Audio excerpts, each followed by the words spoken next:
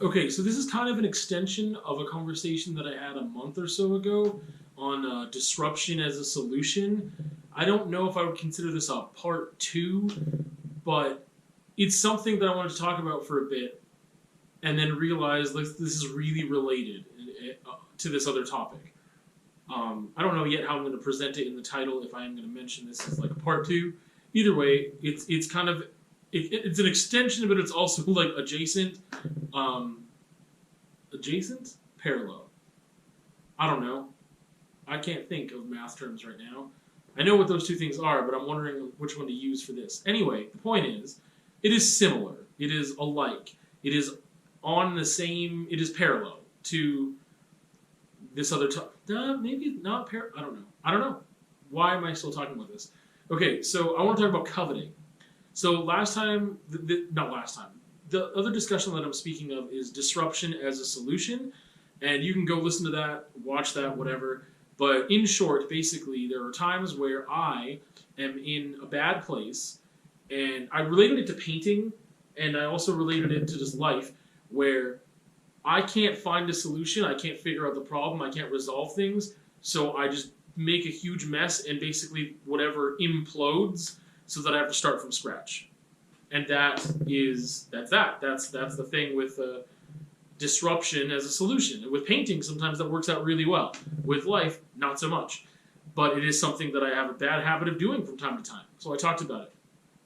Coveting, for me, relates because it is a way sometimes to disrupt as a solution. It is an avenue of disruption. Um, it is something that even if you do not get what you are coveting, is still an issue because you are coveting. So when I mean covet, I guess there's two ways to look at it.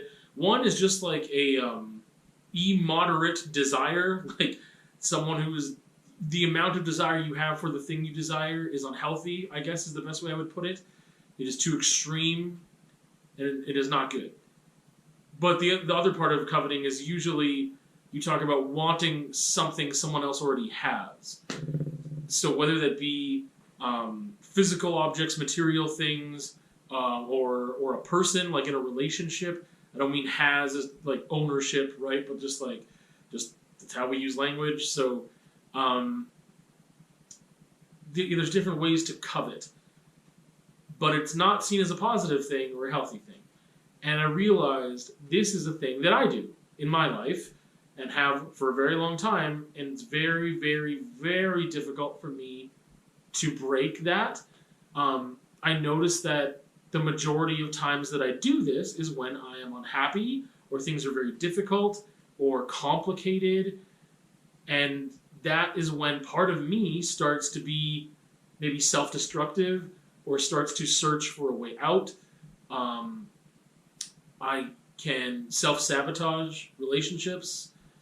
This isn't consistent. Like this has kind of gone like this, and like I have done things like having this conversation is part of that. Is me reflecting on this, noticing it. When does it happen? Why does it happen? Where does it happen? How? What can I do to change it? So I notice that I tend to covet more when I'm in an unhappy place, which I think makes sense. If I had, all the cars I wanted, I probably wouldn't be coveting cars, right? I'd probably be like, yeah, I've got the best cars, right? I'm happy with my cars. I'm content with what I have. If I'm content with what I have, I'm probably not seeking anything else. Whether that be a relationship or a material object or a different occupation or whatever, right? So there's no need to covet if you are content.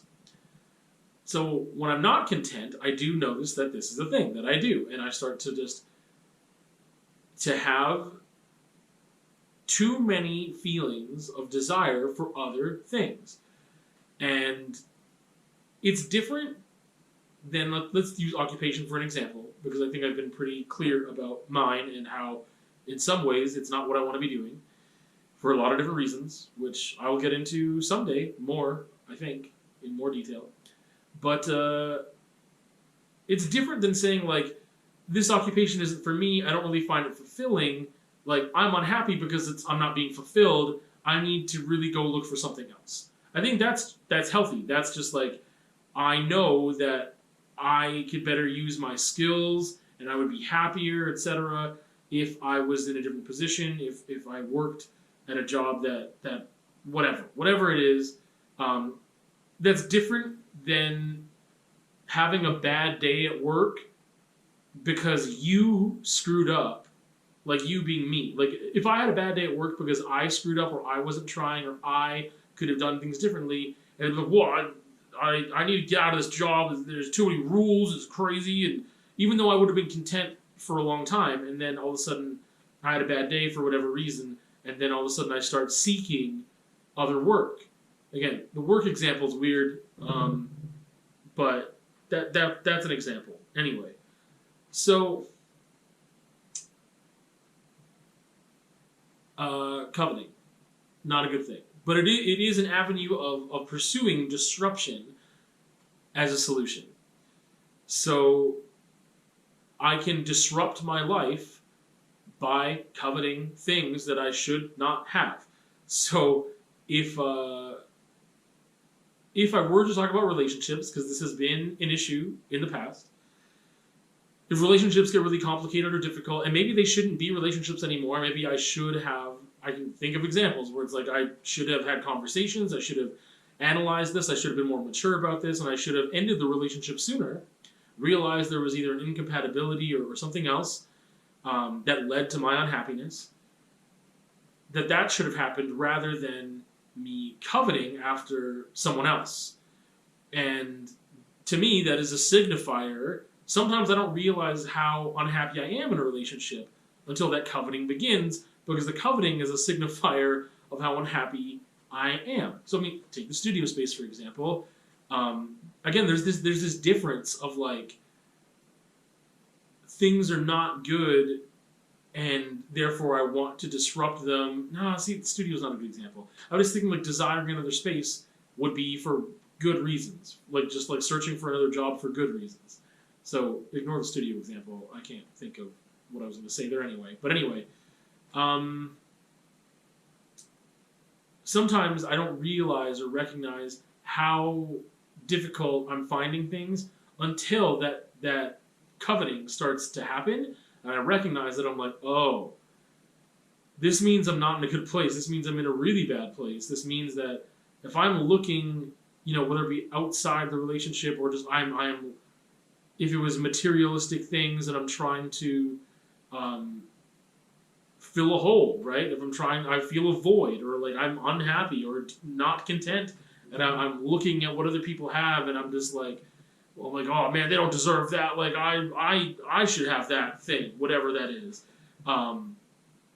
That's obviously not good, and that is a form of disruption.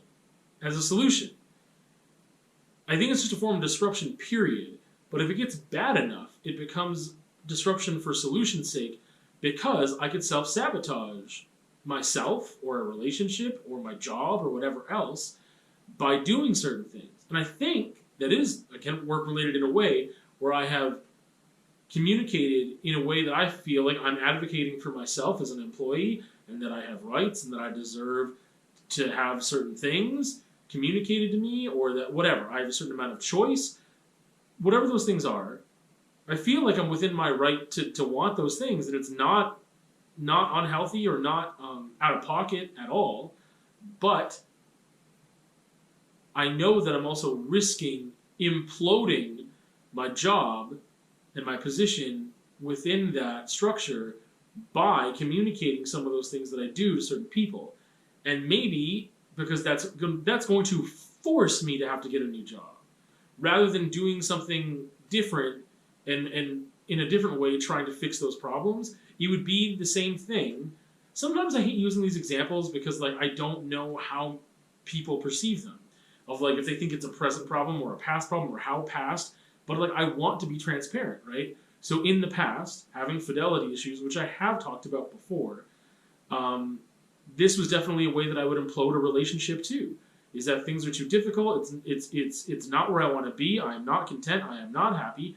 And instead of doing the right thing that I should be doing to dissolve that relationship and then move on, I find it really difficult. So there have been times where I notice I am coveting. I am looking elsewhere for attention, affection, connection, whatever.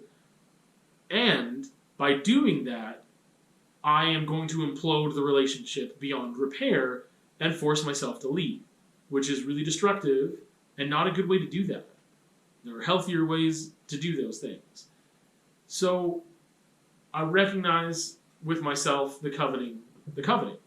And unlike most times, I have maybe not a solution, but there's been something that I've been trying to do for the past couple months, and I don't do it every day, but I would like to, and I want to push myself to make that a habit, to do it every day. The problem right now is that I haven't committed to doing it at a specific time, and that's the thing, is I need to do it in the morning, like first thing. But it's writing in a gratitude journal, because I feel like coveting is also a symptom of my anxiety, the way that my anxiety presents itself. Is being really aware of other options of anything, being really aware of everything around me and not staying in the moment and being content with what I have. And sometimes it's not a good thing to be content with what you have, because what you have could be really abusive, whether it be a relationship or work or friendship or whatever, right? Or like a living situation, like a tenant-landlord relationship could be abusive. Like, sometimes you should not be content with what you have. You should be in tune with yourself and be aware. But that awareness sometimes just really backfires on me, and I am too aware. So for me, I know that I lost my train of thought. I know that, but coveting is an anxious thing for me too. So by writing in this gratitude journal, I can remind myself of things that I am grateful for, that I am thankful for these things, that I appreciate these things, that I can be content in the present, and that I don't have to be looking at the past or looking in the future as to what could happen or what would be better. It's like, no, what I have right now is good. And that is something I want to continue working on. I'm not really sure if there's anything else I can do other than be more aware and look at those signs and be like, I can see that my mind and my thoughts and my feelings are drifting elsewhere. That is a signifier of a problem. Let's look at that problem and see what we can do to fix it. That's all I really have to say about it. But coveting is a thing. And I just told you about how I relate to it and how I don't want to relate to it anymore.